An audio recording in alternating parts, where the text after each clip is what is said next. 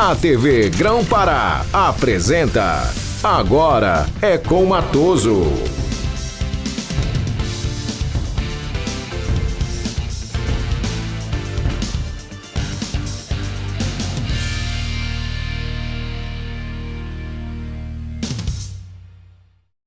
Aí, pessoal, um grande abraço, eu sou o Edson Matoso. A partir de agora, como o senhor já viu na vinheta, Agora é com o Matoso. Meus amigos, este programa, ele é um programa simples, absolutamente normal, onde nós vamos, um detalhe, repercutir muitas coisas que às vezes você nem sabe. O que deu no rádio, o que deu no jornal, o que deu na revista, o que deu na internet, às vezes não deu lugar nenhum. Tá certo? Nós vamos repercutir. Neste primeiro programa, e eu quero deixar bem claro, ele não é um programa especificamente só de entrevista, ele não é um programa especificamente só sobre o esporte. Nós vamos falar de vida, nós vamos falar de um pouquinho de cada coisa, tá certo? De tudo, um pouco ou pouco de tudo. Mas hoje tem uma entrevista especial, exclusiva, que eu confesso para vocês, eu nem sequer esperava como as coisas foram tratadas. Nós vamos ter uma entrevista exclusiva com o ex-governador do estado, Simão Jatene. E a pergunta, ele é pré-candidato à Prefeitura de Belém? Hoje nós teríamos aqui no programa, mas vem na quinta-feira, porque esse programa será apresentado toda terça, 11h30 da noite, repetido no dia seguinte, 7h30 da manhã, e na quinta-feira, inédito, 11h30 da noite, e na sexta-feira, 7h30 da manhã.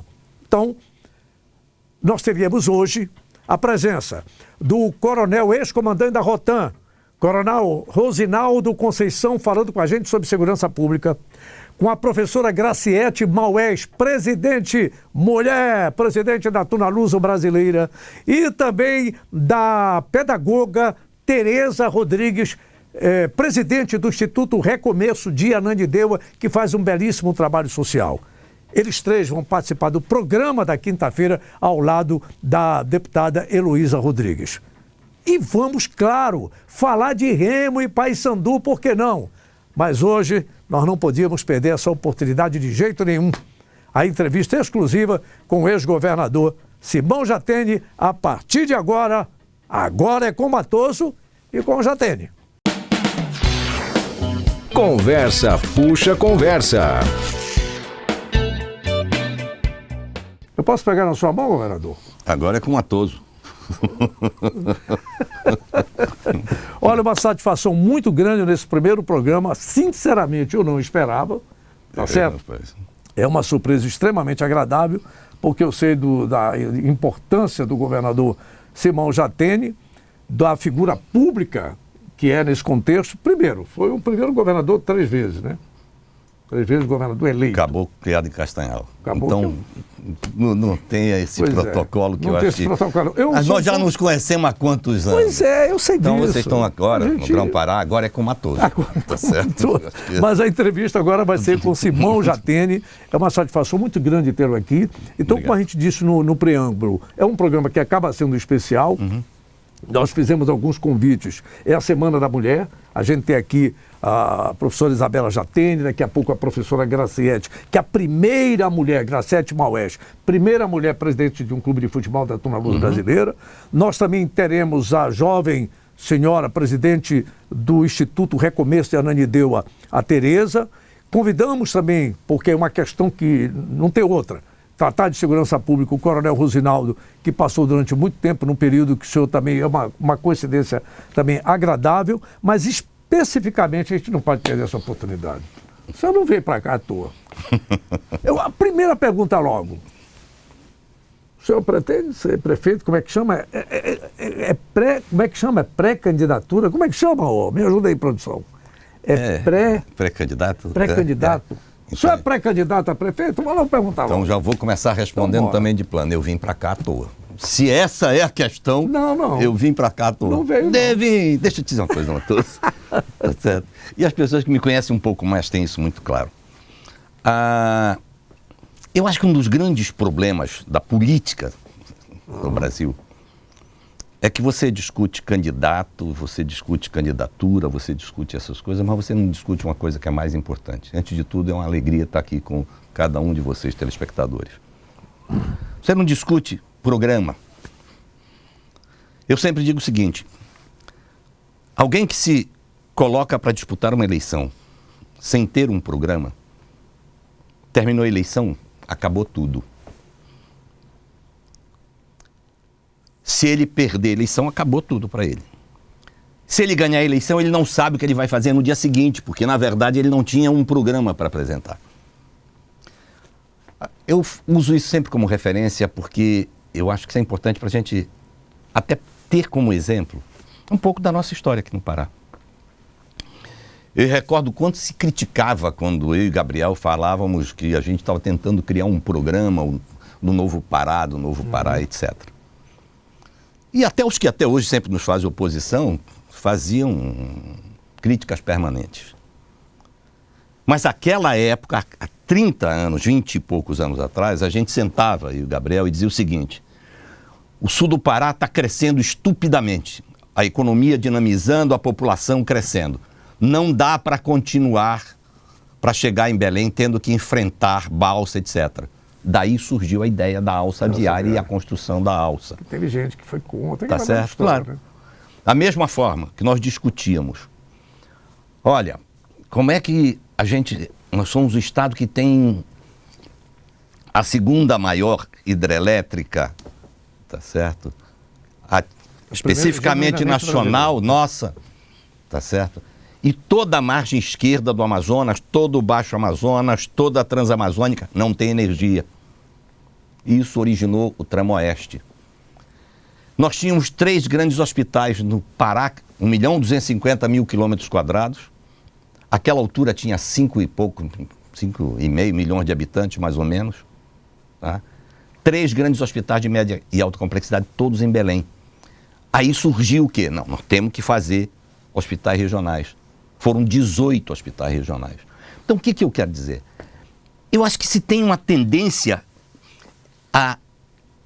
Você termina desqualificando a política, porque quando você parte para esse tipo de enfrentamento, que é um desafio você governar, seja uma cidade, um estado ou um país, sem ter um plano, sem ter um projeto, sem ter um sonho, sem ter, na verdade, o que eu chamo uma utopia, tá?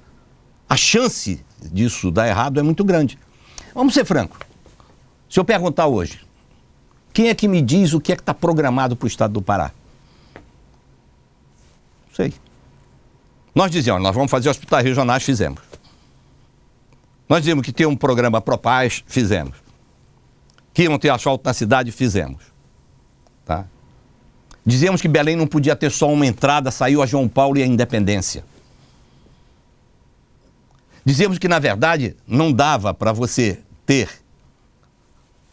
áreas críticas, saiu a macrodrenagem da bacia do Una.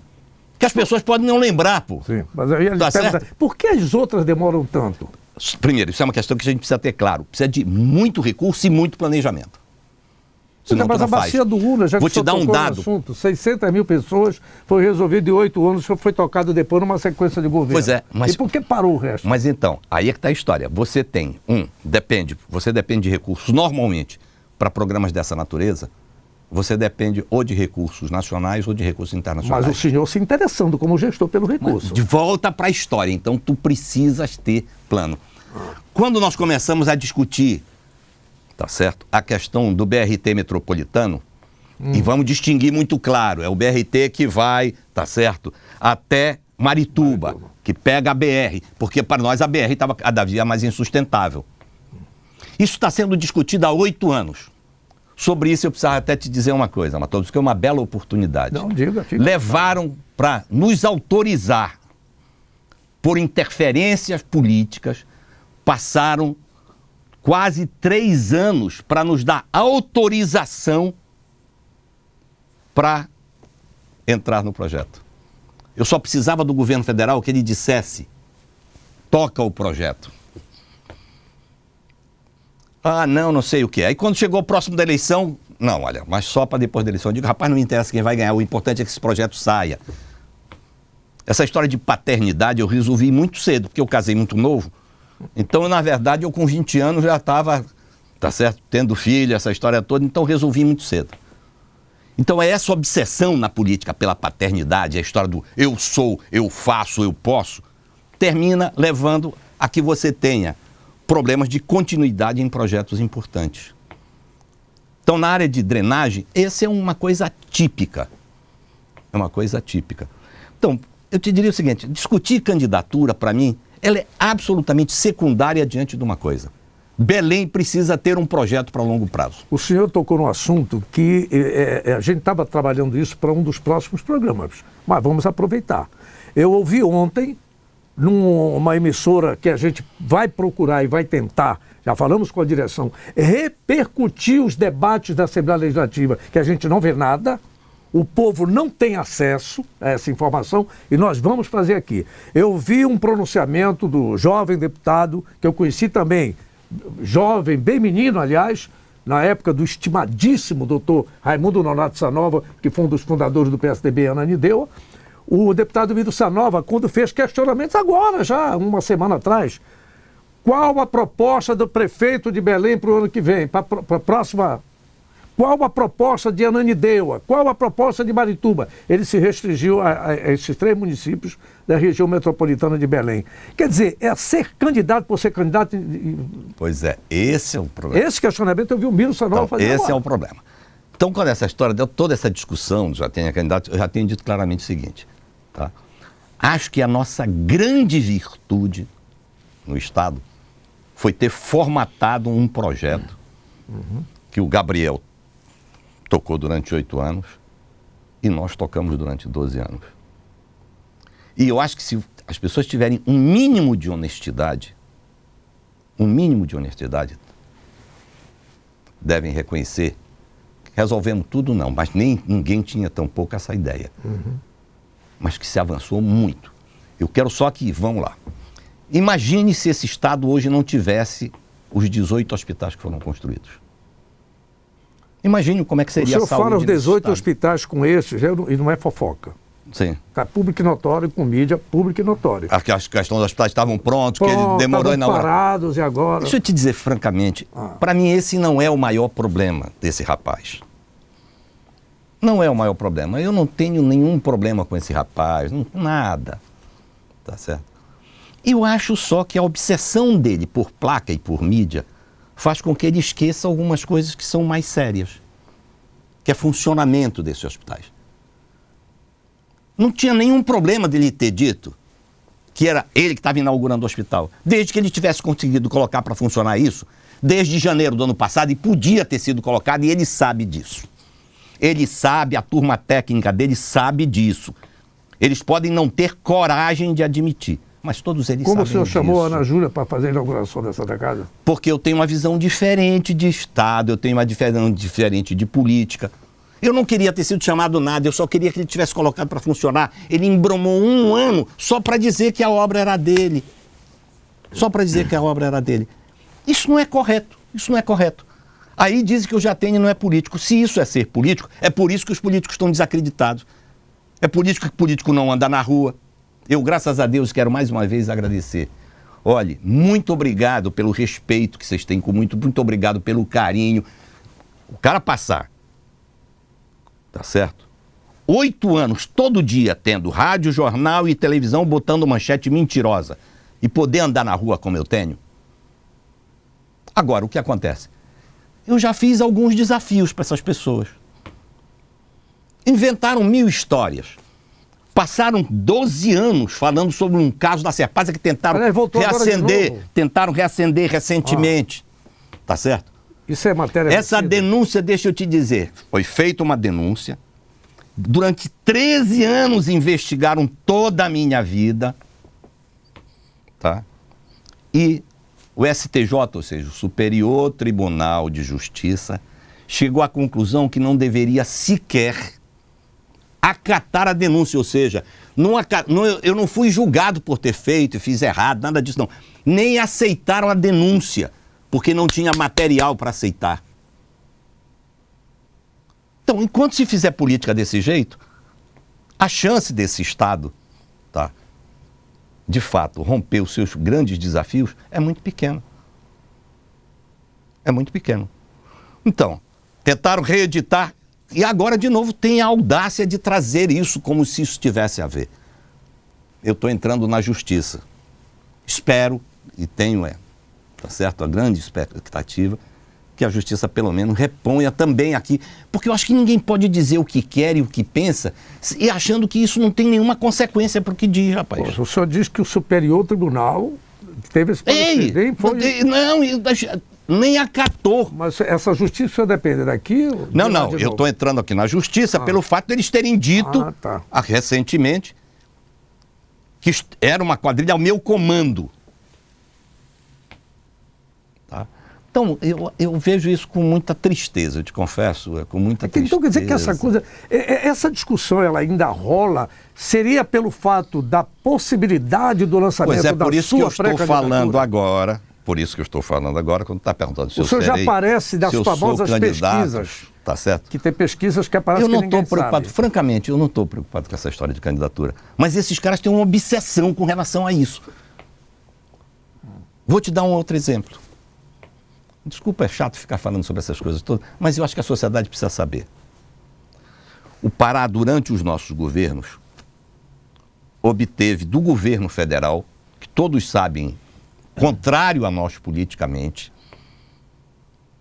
Os 12 anos que eu fui governador, eu tive, tá certo, o ex-presidente Lula no poder e a ex-presidente Dilma no poder. Depois um tempozinho com o ex-presidente Temer. Ou seja, todos contrários a nós. É importante que as pessoas saibam isso. Os hospitais, estradas, as pontes, tá certo, foram todas construídas tendo um governo federal contrário. Daí a importância, de novo, de tu teres um plano. O BRT metropolitano, este que vai até Marituba, o recurso está em caixa, olha. Também fruto do quê? De negociação, de se ter um plano. Então, acho que a primeira coisa, as pessoas precisam ter claro, nós não vamos recuperar a política se as pessoas continuarem indo para a televisão dizendo o que querem, achando, tá certo, que acabou a eleição, acabaram-se os compromissos. Eu não fiz tudo o que eu imaginava que eu gostaria de fazer. Mas a grande maioria e os grandes compromissos que nós assumimos, nós honramos. Os grandes compromissos que nós assumimos, nós honramos. Então, isso eu acho que é uma coisa que era importante cada vez mais a sociedade se apropriar. Aí volta para a história de candidatura. Tá? Talvez alguns já saibam, a Assembleia Legislativa está julgando as nossas contas do último ano. O Tribunal de Contas aprovou suas contas. Não, eu vou além, presta atenção. O Ministério Público questionou. Vai parar na Assembleia Legislativa. Antes só tinha a Assembleia ao seu lado. Agora... Não, eu quero que as pessoas entendam, eu prefiro que as pessoas entendam uma coisa.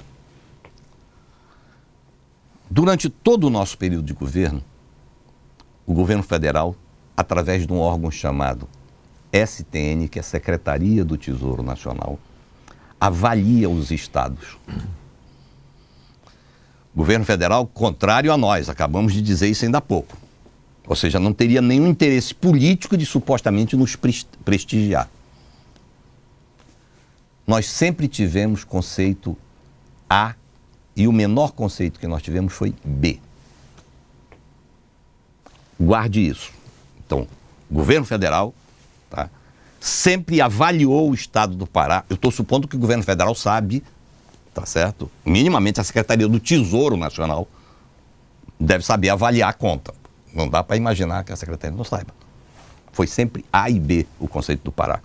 Ou seja, nós tivemos os mais altos conceitos durante todo o nosso governo. Muito bom. O órgão responsável pela avaliação das contas, constitucionalmente, tá certo, tecnicamente responsável, é o Tribunal de Contas do Estado. Sim, sim. Esse mesmo. O Tribunal de Contas avaliou as nossas contas e aprovou por unanimidade, o que significa dizer que todos os conselheiros votaram pela aprovação das contas. Tá? Vamos botar isso numa outra caixinha. Terceiro, quantos estados atrasaram o pagamento de pessoal? Nós atrasamos? Não. Quantos estados suspenderam serviços essenciais e o Brasil todo acompanhou isso? Nós tivemos esse problema? Não. Quantos estados apareceram na mídia nacional quebrado, não sei o quê? Rio Grande do certo? Sul, Rio de Janeiro, Minas Gerais. Estou falando desses Estados gigantes, grandes, né? não fora estado pequeno. Aconteceu isso aqui com a gente? Não. 2 mais 2 estava dando 4. Tá certo. Então, o que é que aconteceu? Nós desaceleramos durante um período algumas obras. E isso, o nome disso é uma coisa simples, sabe o que é? Gestão pública. Tá certo? É colocar a gestão pública por cima da politicagem. Nós preferimos desacelerar algumas obras. Obras, inclusive, que estão sendo concluídas, e algumas já foram concluídas e inauguradas recentemente, com pompa e circunstância. Por que nós não concluímos essas obras? Não era que a gente não tivesse o dinheiro, não. Era que simplesmente nós desaceleramos com medo da crise nacional nos pegar e a gente ter aqui que enfrentar uma coisa que eu acho que era imperdoável, que é atrasar salário de servidor. Com isso, nós acumulamos durante um determinado período uma poupança. Tá certo? Quando nós chegamos no último ano, o que é que acontece? Eu vi o seguinte, olha, não tem mais risco da gente atrasar salário. O cenário brasileiro começou a se modificar. Então já não tem a crise, já passou o pior. O que é que tu fazes? Tu pegas o recurso que tu tens guardado, tá certo? Que era a tua precaução para uma coisa mais grave e que pau nas obras. Algumas foram concluídas, outras não foram concluídas. E ele está concluindo. Inclusive com recursos também que estavam. Por isso que eu estou dizendo que não era um problema de falta de recursos, não. Era um problema de quê? De você ter responsabilidade. O que é que acontece com isso, então? Então, tu pegas recursos que tu poupaste de anos anteriores e gastas nesse ano. E você vai ser capaz de entender isso muito claramente. A presepada, me perdoe, que estão tentando fazer. Então, quando tu pegas, então, este ano, tu gastaste, ou porque tu investiste, mais do que a tua receita do ano. Como se você em casa tivesse feito o seguinte, tá? Tu acumulaste algum dinheiro durante um certo tempo, da tua poupança, gastaste, guardaste lá um pouquinho. Aí quando chega num certo ano, tu diz o seguinte, bom, agora eu já tenho aqui guardado, sei lá, 10. Então, eu pego esses 10 e uso para comprar alguma coisa, uma televisão, qualquer coisa, neste ano aqui. Aí o cara olha e diz o seguinte, você gastou esse ano mais do que você ganhou esse ano. Claro, sim, gastei sim. Porque eu gastei, além do meu salário desse ano, eu gastei a minha poupança do passado. Foi exatamente isto. E foi essa história que chamaram de rombo. Então eu não posso levar a sério. Vou ser muito franco, eu não posso levar a sério. O senhor considera o piso salarial um problema no seu governo? Porque agora está sendo aladeado como a questão está sendo resolvida. Como é que o senhor diz isso aí? Agora, deixa eu dizer muito claro, isso é uma outra coisa séria. Porque foi muito usado contra o seu governo. Muito séria. Tem duas coisas. O conceito de piso terminou deixando uma certa confusão quando ele foi criado. Por quê? Porque num primeiro momento disseram o seguinte, piso é a remuneração básica, o vencimento básico. Depois, isto tendo sido questionado, o ganho, na verdade, é sempre você tem um vencimento básico e você tem uma série de outras vantagens, tá certo? Que é onde tu chega à remuneração total. Por exemplo, os professores é mais ou menos assim também. Você tem um vencimento base e você tem, então, depois, gratificação 80%, tá certo? Que é a gratificação de nível superior, e você tem algumas outras gratificações. Então, tu tens a remuneração e tu tens o vencimento básico aqui. Num primeiro momento, disseram que piso era vencimento básico. Tá? Só para as pessoas entenderem que eu fui muito criticado por estar tentando fazer o que considero certo. Tá? Eu estava aqui. Muito bom. Depois, quando se questionou isto, o ministro, inclusive, foi presidente do Supremo. que tinham problemas de coluna grave. Joaquim Barbosa. Joaquim Barbosa. Num parecer, ele diz que piso, ele não fala em vencimento básico, ele fala em vencimento inicial. Remuneração inicial. Ou seja, é aquela remuneração que todo mundo ganha, independente de qualquer uma outra coisa. Tá? Aqui no Estado, o vencimento básico é X e a remuneração inicial, tá, é este vencimento básico mais 80%, que é a gratificação de nível superior. Por quê? Porque todo professor tem nível superior. Então, esta foi o entendimento da Procuradoria do Estado. Tá? Se isto for o entendimento, nós sempre pagamos o piso. O que eu acho que essa discussão, e aí com toda a franqueza, ela tem que ter uma outra direção. Se tu me perguntares agora, Jatene, tu achas que o professor nesse país tem uma remuneração correta, justa? Não. Mas a discussão não passa por aqui de piso ou não piso. Passa como é que nós conseguimos montar um outro desenho para que, de fato, nesse país, professor tenha uma remuneração justa, uma remuneração decente, uma remuneração de qualidade, que tenha todo um sistema de ganhos e de avaliações que permitam que você melhore. Porque sem isso, e isso praticamente é dificílimo de fazer, porque você fica numa discussão sem pé nem cabeça que não avança. Aí chega alguém, politiqueiro, e diz o seguinte: eu vou pagar o piso. Tá? O que é que aconteceu? Absolutamente nada. Absolutamente nada. Terminou criando mais uma expectativa e uma confusão. Quando o que era melhor? Não, vamos parar, não, para acertar. De fato, vamos considerar que vencimento base, tá, ou inicial, ou seja lá o quê, mas para poder compatibilizar com a legislação, é, de fato, o primeiro mais os 80%, tudo bem, mas isso ainda é pouco, então vamos ver como é que a gente consegue agregar mais valor. Assim, sem especificamente dizer é o Jatene, é o Helder, é o fulano, é o Beltrano. É num contexto, como você disse, é dificílimo pagar o professor, vamos lá especificamente no caso do professor. Aí já é uma análise até do cidadão, do economista, do pensador. Você sabe por quê? Vou te dizer. Com 1 trilhão, e quando você compara a educação no país nórdico da Europa, qual é a dificuldade? Essa é uma opção de país. Qual é o grande problema? Nós precisamos ter claro isso aqui no Estado. A maioria das pessoas não tem a menor noção de qual é, por exemplo, o orçamento per capita aqui do Estado.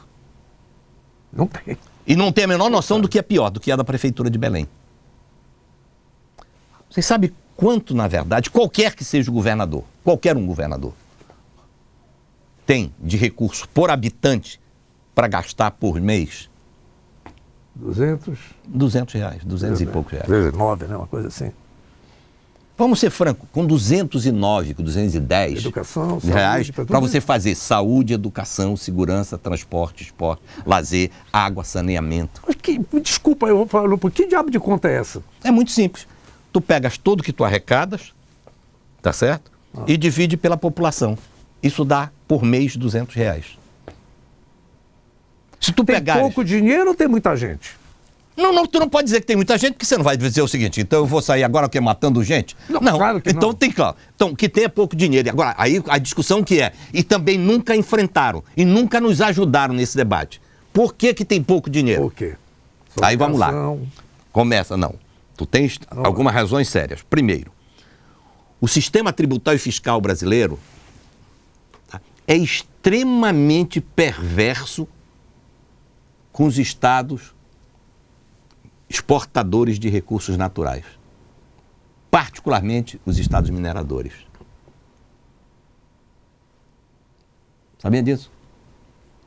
Sabia que, na verdade, o que o Estado tem por toda essa exportação de minério é praticamente nada de ganho?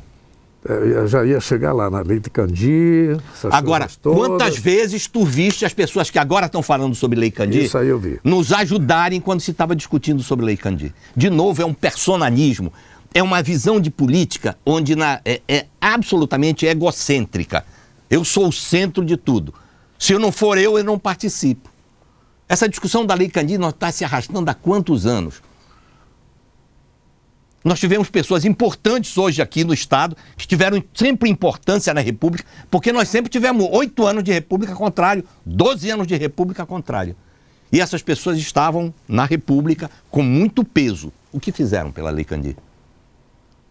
Também não é tão simples chegar e dizer o seguinte, acaba com a Lei Candir. Deixa eu ser muito claro, o meu problema é que algumas coisas são técnicas, são mais complicadas, e aí, politicamente, de forma simplória, as pessoas dizem, então acaba com esse negócio. Não é bem assim. Por quê? Porque, na verdade, nenhum país exporta imposto. Se tu resolves tributar tudo o que é, tá certo, exportado, tu diminuis muito a competitividade do Brasil no mercado internacional. O que tem é que ter uma compensação sobre isso, porra. E isso, na verdade, nunca foi feito. Isso nunca se teve, de fato, uma compensação real, decente, efetiva sobre isso. Então, o problema é o seguinte. Primeiro, nós temos que meter na cabeça, nós temos pouco recurso. Quem disser que é contrário, porque o orçamento é 26 bilhões, 27 bilhões, 30 bilhões. Meu amigo, quando tu divides isso por 8 milhões e meio de habitantes, tá certo? E por 13, 12 meses, tu vais ver qual é o que sobra por habitante. Eu sei que o senhor já falou em outros momentos, mas eu lembro de uma frase no hangar de uma liderança santarena. Se me falha a memória, foi vice da Ana Júlia, quando ele usou um discurso. Já eu ouvi isso, mas foi uma coisa que eu estava lá nesse dia e eu vi o povo do Pará é um povo pobre, sentado num banquinho em cima de minérios intermináveis. Por que nós somos pobres? Uma vez eu falei isso, teve um amigo meu aqui do interior que não gostou. Pô, nós chamamos a gente de pobre, eu digo, tu é rico. Não. Nós somos um estado de fortunas incalculáveis. E nós somos pobres, governador. Agora, aí você toca agora numa questão central. Pobre de cultura. Porque a classe política desse Estado nunca teve a maturidade de colocar os interesses públicos do Estado por sobre os seus interesses particulares e pessoais. Quantas vezes Gabriel no governo, quantas vezes eu no governo, chegaram para nos dizer o seguinte, vocês já pensaram que um dia vocês vão deixar o governo? Eu digo já. Vocês já pensaram que vocês vão ter oposição? Eu digo já. E vocês não estão pensando em montar mecanismos de proteção, como montar rádio, televisão, jornal para se defender? Eu peguei e disse não. Porque eu não consigo imaginar como com salário de governador ou de qualquer político, você consiga montar império de comunicação. Então, enquanto a classe política não tiver uma outra visão das coisas, ele quer saber o seguinte, agora eu estou no governo, então eu já uso o dinheiro da sociedade, que é pouco, e nós vimos que era muito pouco, tá? Para fazer algumas coisas e outras já para me proteger, porque quando eu sair do governo, eu vou ter o grupo que é contrário a mim, tentando me destruir. Nós vamos para onde com isso? Como é que muda isso? Primeiro, a sociedade meter na cabeça que a condição de cidadão não se esgota no dia que ela vota e sai dali. É chato acompanhar, saber quanto é que o Estado tem de recurso? Deve ser chato essas coisas. Mas tem que fazer, não tem jeito. Porque nenhum país avançou sem que as pessoas tivessem o que eu chamo noção de pertencimento coletivo. No Brasil, talvez o maior desafio nosso, acabou, é que as pessoas não têm a noção de pertencimento coletivo, então não tem noção de público. Público no Brasil ou é algo que não tem dono, e como não tem dono, todo mundo pode meter a mão, tá certo? Ou é algo que é do Estado, ou seja, uma coisa distante. Agora, não foi por acaso que isso terminou se colocando, porque os políticos chegam, tá? E diz o seguinte, o cara faz a obra e diz, estou trazendo essa obra. Tu não está trazendo nada para mim, cara. Tu como governador, prefeito, tu fostes escolhido por nós para gerenciar esse recurso, e é pouco, para fazer as coisas para nós. Nós te demos a honra de usar, de ser gestor, gerente desse recurso público. Qual é o político que trata as coisas e que se põe nessa posição? O sujeito faz um mal bafo. Não, porque eu. A maioria é isso. Eu tenho, no programa que nós estamos começando agora, não hoje, porque eu não vou perder essa oportunidade aqui, de conversar, eu acredito, desde quando o senhor não dava uma entrevista, assim, com um camarada de algum tempo. Né? Então não vou perder essa Sabe por quê? Por uma coisa muito simples. Porque eu acho que as pessoas tendem a ver o seguinte, tudo é para questão de querer. Mas deixou o governo sair, eu quero criticar. Não quero criticar nada, rapaz. Eu só estou tentando dizer o seguinte, eu tenho 71 anos. Estou inteiraço, hein?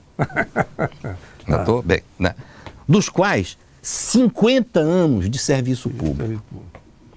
Eu só fui servidor público na minha vida. Agora, eu tentei ser um bom servidor público. Tentei estudar, mas estudar muito esse Estado para ver o que era possível, etc. Tá?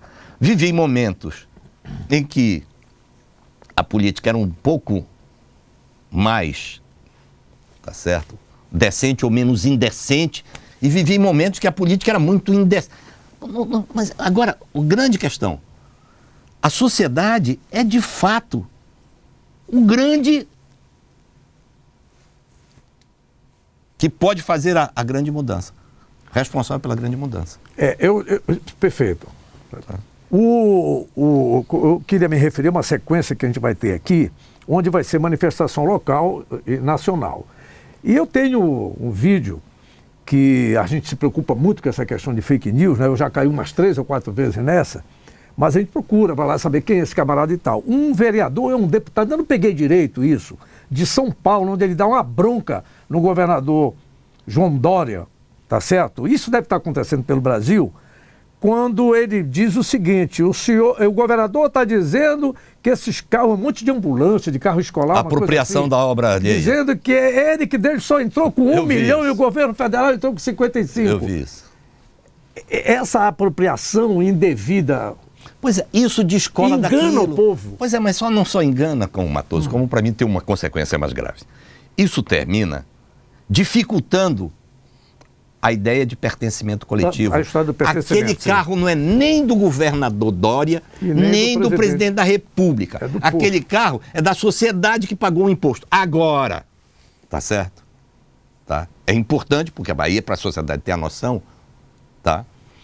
O presidente da República teve um olhar, tá, de destinar uma parcela de verba para aquilo. Então não é correto que o governador Dória, ao fazer a observação de que, olha, isso é público, ou seja, isso é da sociedade, etc., mas eu contei aqui com recursos do governo federal. Que foi isso que o deputado chamou a atenção. Tá? Atenção. Agora, isso, pois, de novo, mas isso deve acontecer no Brasil todo, né? Porque... Não só acontece no Brasil, então aqui você tem acompanhado isso permanentemente. A questão da Transamazônica, da Cuiabá-Santarém foi um fato. Cuiabá-Santarém, todo mundo viu, tá certo? Lamentavelmente, o governador saiu com uma postagem, né, se jaquitando de que estavam concluindo a Cuiabá-Santarém.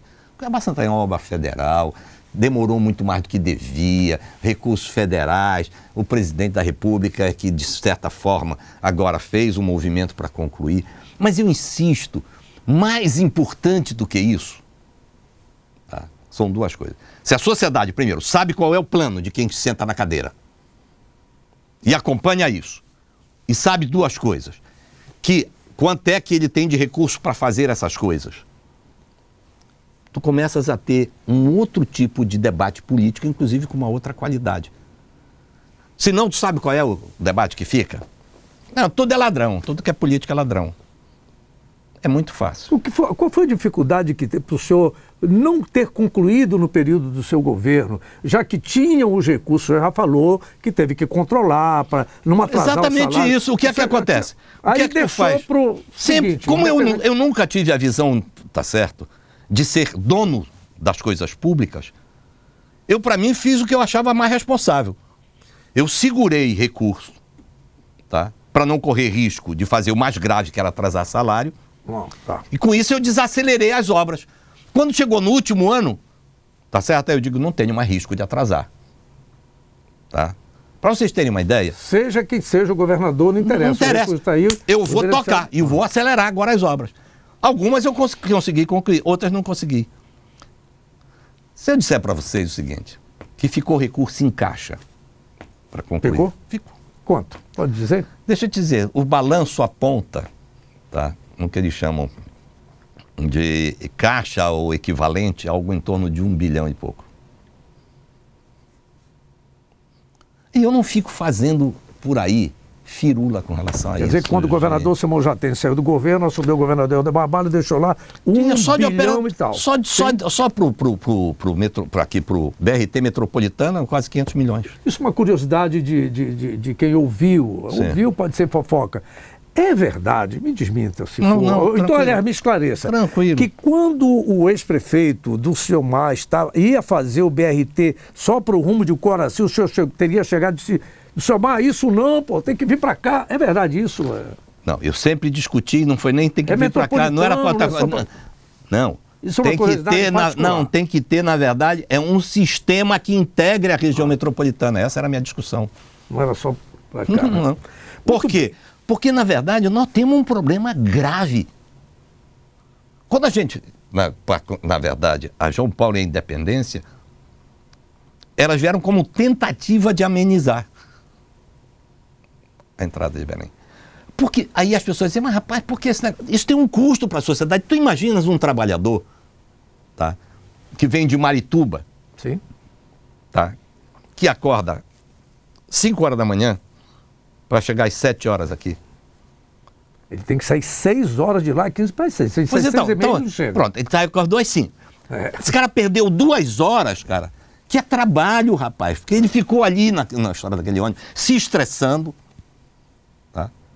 E vai chegar aqui cansado.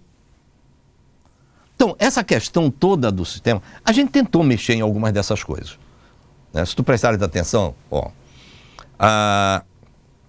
nós praticamente refizemos aquela de Ananindeua, que separa Ananindeua de Belém, a Mário Covas, a João Paulo, a Independência, a Perimetral, que, diga-se de passagem, por uma irresponsabilidade de passado, ela foi toda duplicada até um determinado momento, daí a questão da importância de tu teres plano, daí a importância de que cada político, tá certo, tem que ter claro da sua responsabilidade com a cidade e não apenas com o seu eleitor e o seu voto, porque praticamente você estrangulou um pedaço da Perimetral ali. E a gente sente uma falta de ciclovia, que é uma tendência do Brasil, do mundo, aliás. Nós tivemos ali que estreitar a Perimetral, porque não conseguíamos passar ali adiante, né? No caso da João Paulo, nós enfrentamos um desafio grande ali, que eram as pessoas, toda aquela área ocupada, ao longo da João Paulo por fora, né? Nós só tínhamos, aí todo mundo dizia, não tem jeito, não tem jeito. Foi quando nós fomos para lá andar naquilo ali, e eu andei aquele ali, na época de mato ainda, para ver o seguinte, então vamos embora jogar para dentro do Tinga, nós vamos perder aqui uns 100 metros do Tinga, mas vamos fazer pelo menos uma via de escoamento, porque por fora não tinha, o que tu ia ter que gastar de desapropriação era um negócio impressionante que tornava inviável. Porque não adianta você pensar também coisas mirabolantes e não ter dinheiro. Outra, a questão da Yamada Tapanã, que ainda está em construção, que nós iniciamos exatamente para quê? Para tentar começar a melhorar o sistema de transporte como um todo. Tá? Agora, Matoso, se eu pudesse dizer, eu queria reforçar um pouco isso. Quando a gente fala que o recurso é pouco, né? O primeiro discurso é mais ou menos o seguinte, mas se não roubasse, tinha mais. Tem toda a razão nisso. Mas se não roubasse, também não dava para resolver tudo, não. A gente não pode ser hipócrita, tá certo? Eu tenho muita dificuldade do político para ser simpático com as pessoas, dizer qualquer coisa. É claro que se tu usares todo o recurso de forma correta, tu vais ter mais rendimento do que se desviar um pedaço de recurso para a rádio, para a televisão, para a fazenda, para não sei o quê. Tá certo? Isso é claro. Agora, não vamos nos iludir. O Pará precisa se unir em torno de algumas questões. Não é justo nós termos o que temos de riquezas e temos, na verdade, tá, uma renda per capita muito baixa. Não é justo isso. Isso se corrige como? rediscutindo nacionalmente, pô. Só que, lamentavelmente, as grandes lideranças políticas desse Estado, no cenário nacional, tem gente que sempre teve aí colado na República. Mas os políticos, as lideranças amazônicas, nortistas, elas são bem frágeis perto do nordestino, por exemplo, que tinham problemas emblemáticos, né? Mas então, volto, porque ainda não aprenderam. Nós preferimos aqui ficar nos consumindo em briguinhas internas do que nos unirmos para discutir para fora. Aliás, hoje dizem que o maior território paraense é Santa Catarina. Tá certo. É. Por que isso? É É um negócio meio complicado. Governador, é o seguinte, Simões atende, quando a gente fala assim, porque o senhor não tem rádio, não deixou aquilo que falou, vai sair, vai ter oposição, mas o tribunal apontou a unanimidade, aprovou a unanimidade das suas contas. Eu soube que a Assembleia está querendo reprovar. Pois é, mas aí é que eu quero... O senhor não... Foi teimosia ou quis provar? Eu não tenho medo. Não, a minha filha não vai ser candidata. O meu genro não vai ser candidato. Eu não vou ser candidato. Quem não deve, não teme? Seria isso? Na eleição, não. Quanta gente chegou e perguntou, mas o senhor tem que largar... Tem que ter alguém para lhe defender. Tá certo? Para ser candidato a senador. Eu lembro disso. Lembra? Por isso que eu estou Mas por que eu tenho que ser candidato a senador? Não, porque o senhor tem, porque olha que os seus adversários vão... Mas baseado em quê? Com todas essas aprovações, tecnicamente, na sua visão, Sim. na sua ótica, como a Assembleia Legislativa se embasaria em quê para reprovar suas contas? Uma boa pergunta. Essa pergunta tem que ser feita aos nobres deputados. Governador, o senhor... Porque eu custo a crer. Mas cabe recurso. Eu quero né, dizer... Acho que sim, acho que juridicamente. Só que essas coisas todas de recurso... A outra pessoa que já tem gente que é como diz assim, mas já tem... Por que tu não entra tudo na justiça com esse negócio? Você já viu o custo dessa brincadeira? Quanto custa tu entrar com uma ação? Parece que para certas pessoas é bem barato. Entendendo? Mas, rapaz, tem cara que fez o que fez e sobreviveu tudo aí. Bom, mas é aquela tal história. Esse tipo de... que o sistema... As pessoas dizem, mas isso é o sistema que leva a gente a fazer isso. Pô, tem que mudar, porra. Algumas ações, aí não tem jeito. Essa daí vai na base de... Vambora. Mas não dá para tu entrar com tudo, não, porque também não tem dinheiro para fazer isso, gente. Eu tenho duas perguntas em uma. Aí alguém diz, porra, já tenho. Como é que tu, governador, tu não tem? Quer? Vamos botar os nossos impostos de renda? Bora ver. Eu sempre digo o seguinte, nesse país, eles falam muito de corrupção, esse negócio todo. Eu já várias vezes desafiei. Só pegar a declaração de imposto de renda, pegar, e tudo que eu tenho na minha vida está no meu imposto de renda. E eu explico um a um como é que eu consegui aquele negócio ali. Era só criar uma regra que todos os políticos tivessem que fazer isso. Aí diz o seguinte, Caboclo, e tu tem uma coisa, tu vais ter que assinar aqui uma declaração, tá? Que o que não tiver aqui, tá certo? Não pode ser nem por ti, nem pelos teus descendentes na próxima geração, apropriado, para não ter a história do velho laranja, né? Que aí não está no meu nome, mas está no nome do laranja e tudo mais. Não, tu assina uma declaração que qualquer bem, fora isso, para ser apropriado por filho, tem que ter uma explicação específica. Acabou, rapaz. Agora, é para moralizar, né? Então é para valer. Porque senão fica muito chato, rapaz. Fica muito chato tu passar a tua vida depois de 70 anos, aí de repente aparece, tá certo? Alguém indicado, sugerido por alguém ou que está a serviço de alguém, né? E tá. Eu quero, professor, apelida, te chama governador. disso, daquilo outro. Então aí põe que tua filha, não sei o que, o teu filho, não sei do que. Porra, cara. É essas coisas que precisam ser revistas. Duas perguntas em uma, ainda dentro desse contexto aí, porque... Rapaz, olha, eu vim pro vestibular aqui, tá certo? Não, mas assim, o senhor teme a Lava Jato? Eu o que o senhor pensa da Lava Jato? Acho que a Lava Jato foi um salto importante. Não, eu estou lhe falando, a pergunta temer é em função da ameaça que existe na Assembleia Legislativa e reprovar suas contas. Importantíssimo. Importantíssimo, acho que a Lava Jato. Meu sonho, minha expectativa é que ela avance e chegue no limite. Tentaram até me dizer que eu estava, que o meu apelido era Cavanhaque, porque era eu que usava Cavanhaque. Ora, estão brincando, rapaz. Fala sério, pô, né? Aquela história, fala sério mesmo. Assim, eu até botei a barba inteira já, olha, preocupado com essa história de me confundir com o negócio de Cavanhaque, pô. Botei a barba inteira. Agora, deixa eu te dizer. Eu acho que essa história da Assembleia, mais do que qualquer número, mais do que qualquer avaliação de órgão, a sociedade. Você acha que o Estado teve rombo, quebrou? Você faça essa avaliação.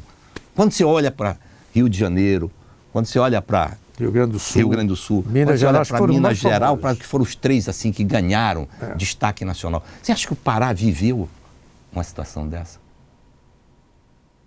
Para que as contas fossem reprovadas do governador? Então não estão reprovadas, não é por corrupção, não é por isso não. Tá? Porque supostamente tem um rombo que não existiu, porque isso foi pago com o dinheiro da poupança, tá? E estão querendo caracterizar isso com crime. Tá? Então, o meu julgamento, eu te confesso, eu acho que de certa forma eu já tenho quando eu ando na rua e eu sou cumprimentado, e chega um, ei, já tenho. Tem gente que diz, rapaz, mas os caras te chamam de... Eu digo, mas meu nome é Jatene. O governador era o sujeito que estava sentado todo lá naquela cadeira. Eu sou o Jatene mesmo, pô. Eu vinha, por sinal, hoje de Jatene, eu quero te dizer. Aí me disseram, não, mas eu blame só para tirar a bronca. Não, mas o Matoso está todo chique. Eu digo, não, eu não vou perder. Não, eu não vou perder para ele, pô. Aí eu vou botar. Aí, eu vou tirar esse aqui que já está meio... Tá com a naftalina, tirei a naftalina do bolso, meti aqui. Mas esses dias a respeito, só para descontrair, eu vi agora, que era para começar a descontrair, eu acabei perdendo, porque eu ia cumprimentar o governador igual o Ringo Starr. O Ringo Starr, ele cumprimenta o pessoal assim, né? Por causa da história do coronavírus. O coronavírus, que eu estava até vendo uma conta aí rapidinho, morreram 2.000 e pouco, 80 mil e tal infectados, mas nasceram 17 milhões na China no passado. Né? E morrem 436 por dia com problema do fumo no Brasil. Sim. É impressionante. Deram um dado que a gente... lavar a mão, lavar a mão.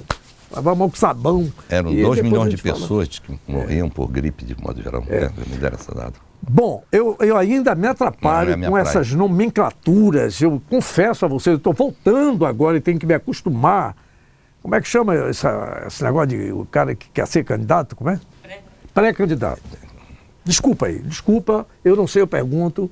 Eu ainda estou retomando esse caminho, essas coisas, inventam tanta coisa nova e continua tudo no mesmo lugar. Mas tem que avançar. Pré-candidatura. O senhor falou de proposta, de programa. Não é o senhor que não quer, mas o seu nome está aí, ninguém pode negar. Já tem um programa de Estado, participou, não é de agora, em vários outros momentos, como na área de planejamento. É lógico que Belém, como capital, já está assim desenhado um programa? Não, isso aí não, deixa eu te dizer, isso aí nós temos um grupo e estamos tentando ver como é que a gente formata. Eu vou te dar um exemplo claro, por exemplo, essa questão do lixo, que eu acho que é um baita de um desafio isso. Então, algumas dessas coisas a gente está tentando ver, mas isso não significa que seja para mim. Isso significa que a gente está preparando e que seja quem for o candidato, tá certo, do nosso grupo, a ideia é que esse time coloque à disposição alguma dessas alternativas para isso. Agora, eu insisto, aí eu talvez lá vou dizer coisas que talvez desagradem alguns. Eu sempre vejo, se a questão do Estado tem pouco recurso, a situação da Prefeitura de Belém é muito mais grave, viu? Vocês não têm ideia a questão da disponibilidade de recursos para a Prefeitura de Belém. Porque Belém tem talvez um dos problemas... porque eu já tenho muito técnico. Paciência, eu passei minha vida estudando essas coisas. E tem coisas que, se não forem mexidas, não tem saída. Vou dar um dado para que a gente possa refletir sobre ele. A Constituição diz o seguinte... Bom, antes, voltando um pouquinho. O imposto mais importante que o Estado arrecada é um imposto que é o ICMS, Imposto de Circulação de Mercadorias e Serviços. Esse é o imposto mais importante que o Estado arrecada. É o que tem maior volume. E a Constituição, claro, disse, para não ficar isso só com o Estado, diz o seguinte: 75% do ICMS que é arrecadado, isto vai para o Estado. E 25%, para completar os 100%, tá certo? É dos municípios. É dos municípios como um todo. Botando de outra forma. De cada R$10 de ICMS que o Estado arrecada, 7,50 centavos é do Estado e 2,50 centavos vai ser distribuído por todos os municípios. Tá certo? Tudo bem, mas veja aí. Mas até aí tudo bem. Não, mas aí veja uma coisa. Aí diz a Constituição, esses 2,50 que pertencem a todos os municípios, vai ser distribuído pelos municípios segundo determinados critérios. Qual é o principal critério? O que a Constituição chama, e os economistas, de valor agregado. O que é isto? É tudo o que sai do município, menos tudo o que entra no município. Então, que supostamente foi agregado naquele município. Vê se dá para sacar o que é isso. Bom, então, 75% de tudo desses 25%, por isso que às vezes as coisas são complexas e aí as pessoas entram e desistem. Parece que no Brasil nós temos mania também de complicar, que é para ninguém entender as coisas, tá certo? Tá? Então, o grande razão de que parte desses 25%, ou seja, daqueles 2,50, vá para os municípios, é proporcional ao que ele agregou de valor. E valor agregado é saída menos entrada. Pensa agora o seguinte, tu tens um município que se instala aqui uma mineradora. Tu tem uma montanha aqui de minério de ferro. Vamos só para a gente pensar. Aí se instala uma mineradora. No primeiro momento, essa mineradora vai comprar máquinas e tal para poder explorar, tirar a mina aqui. Então aí tem algumas entradas, tá certo? Certo. E, obviamente, vai sair uma parte inicial do minério que ela começa a explorar. Depois que ela monta e que ela instala tudo, o que é que entra? Só combustível que o município não produz, tá certo? E algumas poucas besteiras. O que é que sai? A mina. Então as saídas são enormes comparativamente às entradas. Esse município então vai e faz o quê? Tira o maior pedaço daqueles 2,50.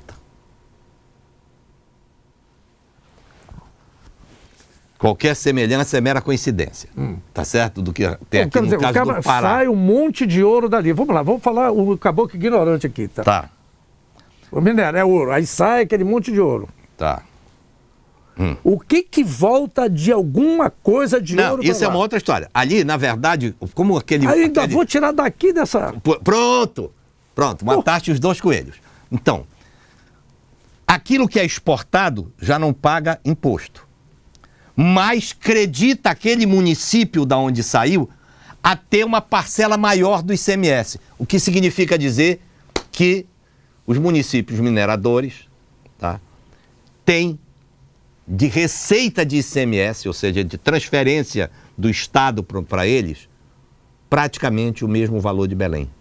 Com 1 milhão. Eu pensei que o fato de ter 1,5 milhão de habitantes significasse alguma coisa. O significado disso, isso é uma outra variável que ser só humano mexe... é apenas um detalhe. Um detalhe. Então, você está entendendo? Então significa Belém está cada vez... À medida que surge uma mina num outro município e que isso começa a sair, Belém recebe menos de ICMS. E nos últimos 8 anos, isso deu uma perda para Belém de R$1 bilhão. Então é muito fácil tu ficar de fora.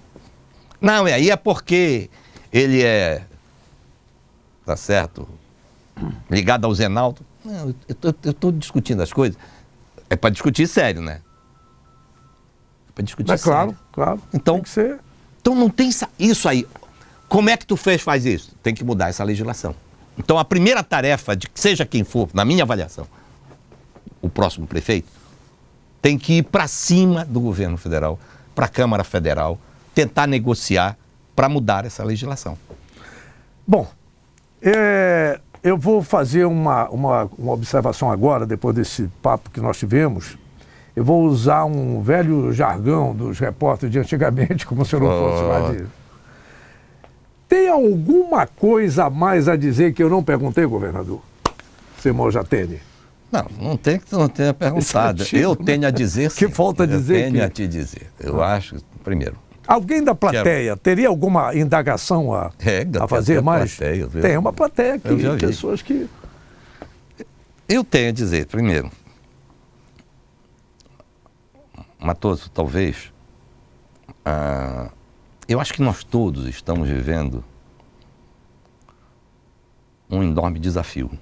Quando eu olho para o mundo, primeiro, eu acho que o mundo está vivendo uma encruzilhada civilizatória. O que eu chamo de encruzilhada civilizatória? Quando a gente olha o grau de intolerância que terminou na questão religiosa, em várias questões, isso tudo me força a dizer que eu acho que está na hora do homem dar um pare para acertar, sabe? Esse bicho que, vamos ser francos,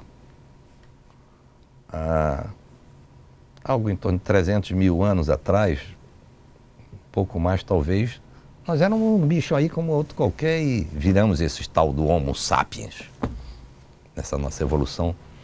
Eu acho que está na hora da gente dar um pare para acertar e tentar saber o que é que nós queremos enquanto civilização, enquanto animal. Essa é uma primeira discussão. E essa crise civilizatória, eu acho que ela se manifesta diferente em vários lugares, mas ela tem algumas coisas comuns. Uma é um certo crescimento da intolerância, que eu acho que isso é muito ruim, né? As pessoas terminaram. A outra é um certo afastamento de valores que eu acho que são fundamentais para a construção de uma sociedade mais limpa. Tá? Eu me criei no interior, eu faço questão de não me esquecer disso. E alguns tinham o seguinte: comendo eu e o meu cavalo alazão, que o resto que comam não. Eu acho que isso não cabe, cada vez cabe menos. Tá certo? Eu acho que cada vez mais vai ficar claro que ninguém pode ser feliz sozinho. Como é que tu pode ser feliz alguém numa condição absurdamente precária do teu lado e tal? Cada região vai ter que encontrar sua solução para esses problemas todos. Mas se tem para mim, não tem fórmula mágica, mas para mim tem um elemento que é fundamental e que permeia tudo isso. Né? É você se ver no outro. Eu acho que o grande desafio do ser humano é ele ser capaz de se ver no outro. Porque as pessoas antigamente discutiam muito o seguinte: não, você precisa ver o outro. Mas tu pode ver o outro com uma noção de distância. Agora, se eu me vejo em ti, aí, meu amigo, eu sei que a tua dor é minha dor. Eu sei que a tua infelicidade é a minha infelicidade. Eu sei que o teu desconforto é o meu desconforto. Tá? Então eu começo a ver as coisas num outro ângulo. Isso pode permitir com que a gente possa recuperar a política como instrumento de construção e não como instrumento de destruição. Dentro desse contexto, até eu diria o seguinte: sabe? Às vezes, quando eu ouço as pessoas falarem Deb, Melgaço, eu disse: olha, eu não preciso ir em Melgaço, não. Porque aqui, a gente olha aqui, ainda no entorno da Grande Belém, situações terríveis. Aqui. Né? E quando eu vejo, sinceramente, a gente sabe que tem problemas sérios de pobreza, ainda de miséria e tal, mas quando eu olho esses meninos venezuelanos pelas esquinas de Belém, isso me dói o coração. Isso eu digo, meu Deus, não me dá nem vontade de viajar para lugar, nunca fui. É por isso que eu te digo. Nenhum. Então nós temos, agora, nós temos, se a gente não pode mexer no todo, vamos pelo menos mexer no nosso. Tu tá me entendendo? Vamos tentar ver como é que a gente arruma melhor o nosso bairro. Como é que eu posso contribuir para isso? Vamos ver se a gente... Eu sempre digo o seguinte, quem faz a cidade melhor ou não é a própria população. O gestor pode ajudar ou atrapalhar.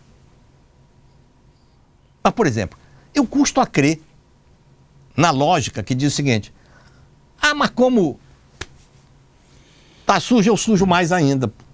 Bom, eu jogo. Agora, é fato também, não vai imaginar que, por isso que eu estava dizendo, você tem que construir propostas alternativas para isso. Eu acho que isso é muito importante. A eleição não pode ser, e volto então para o início da nossa conversa, é candidato ou não é candidato? Eu acho que nós temos que começar a perguntar, é o seguinte, candidato para quê? O senhor falou num grupo. Assim. Tem um grupo, eu vi alguma coisa, tem o seu nome, Mário Couto, alguém do Zé, Mário, como é o nome do presidente da Câmara? Na verdade, deixa eu te dizer, reuniu-se algumas pessoas para dizer o seguinte, olha, o que vocês acham? Mauro Freitas, né? Eu digo, olha, eu topo sentar para discutir, sem essa história de pretensão de candidatura, tá? Mas para a gente formatar um projeto para Belém. Porque eu tenho o sonho do que foi a gente... E aí, eu e Gabriel, quando a gente começou a discutir o tal do Novo Pará, isso foi extremamente importante.